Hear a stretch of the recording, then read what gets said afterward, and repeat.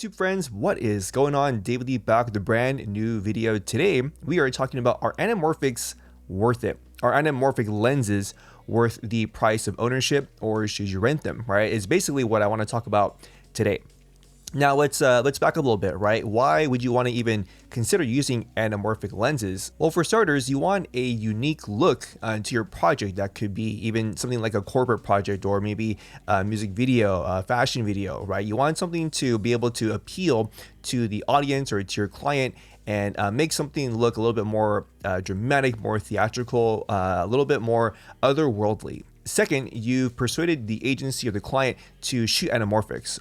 Maybe you have a pretty boring location and you want to mix things up. You want to change things up to make, again, the draw behind anamorphics is creating something that isn't standard, that isn't boring, or anything that isn't like looking that you would see on an iPhone or on a GoPro. Not to say iPhone or GoPro footage isn't good. I mean, that can be debatable, but you want something that reminds you that, man, life can be extravagant, life can be amazing, and anamorphic lenses can help do that for you.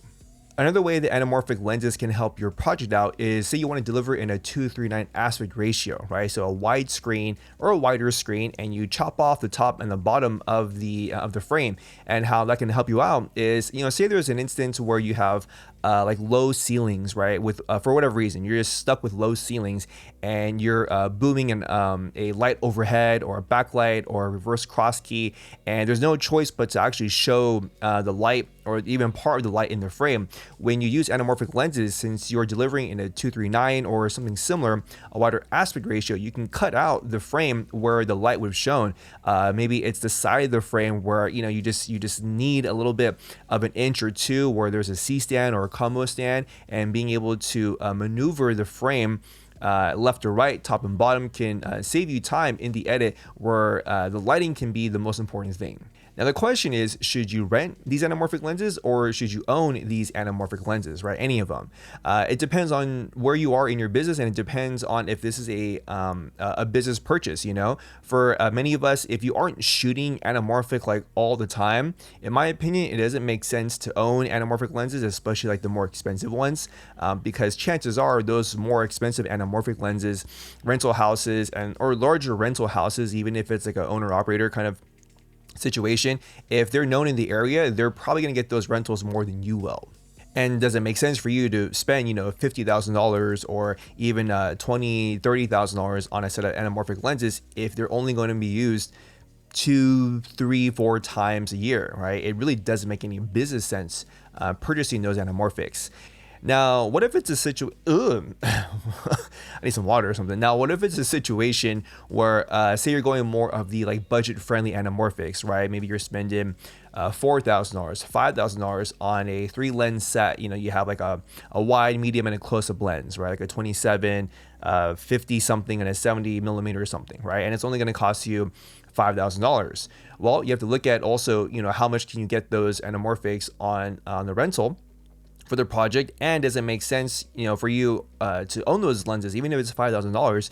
Are you only going to be using them, 2-3 times a year? It may not actually make much sense to own those anamorphics, right? So at the end of the day, if you're asking yourself, should I own anamorphics or should I rent anamorphics? Just look at how many times a year you're actually shooting anamorphic. If it's once a month or twice a month, and every single month you're shooting anamorphics, it may make more sense to actually own a set of anamorphics, whether they're like Atlas Mercury lenses or Ryan lenses. Maybe they're like rehoused Kawas or Lomos. You find them on eBay, and you get someone to rehouse them. Maybe you go with like the budget-friendly options like Vazen or Laowa or other competitors, right? It may make sense for you to actually own a set of anamorphics, so that way you are actually making that rental income rather than giving that rental income to someone else. All right, that's it for me for this video. Again, I hope you liked it, and I hope it was short and concise enough where you got some value out of this this spiel about anamorphic lenses, right? There's so many out there. The budgets range from high end to low end to mid tier prices, and we have like even like Zoom Zoom anamorphics now that are pretty affordable, like say from Laowa, the new I forgot what they're called, but the Zoom like anamorphics that they're out now. Rob Machado, my buddy, put a review out on them. I'll put a link somewhere here that way you can check it out. I think it's a really good review. So hope it helped you. I hope this video helped you out in some way, shape, or form.